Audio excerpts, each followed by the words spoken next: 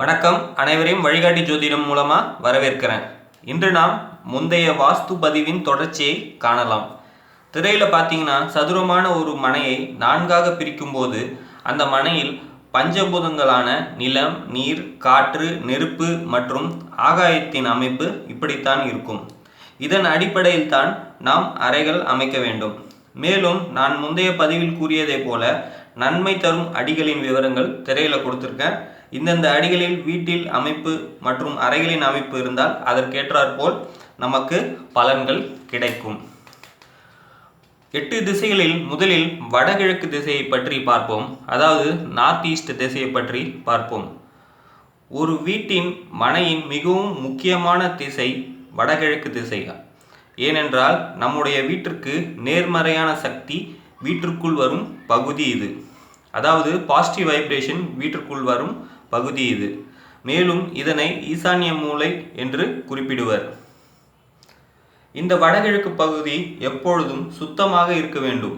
ஏனென்றால் இந்த இடத்தில்தான் இறைவன் குடியிருப்பார். வடகிழக்கு மூலையில் பூஜை அறை அமைப்பது சிறப்பான பலன்களை கொடுக்கும். அல்லது குழந்தைகளின் படிப்பு அறை அல்லது ஹால் போன்ற அமைப்பை அமைத்து கொள்ளலாம். வடகிழக்கு பகுதியில் நீர்நிலைகள் அமைக்க வேண்டும்.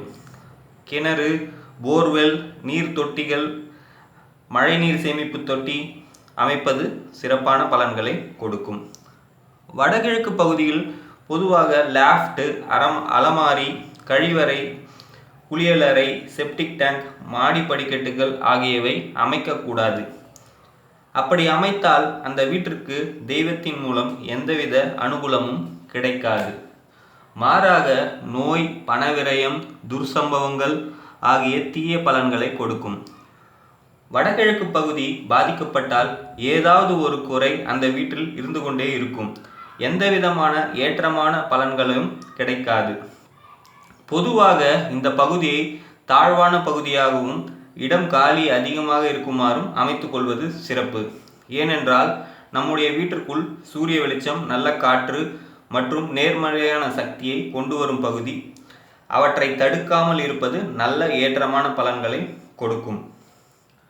வடகிழக்கிலிருந்து தான் முதலில் பள்ளம் எடுத்து வாஸ்து பூஜை செய்து கட்டிட வேலையை தொடங்க வேண்டும். இதிலிருந்து நாம் வடகிழக்கு பகுதி எவ்வளவு முக்கியத்துவம் என்பதை அறியலாம்.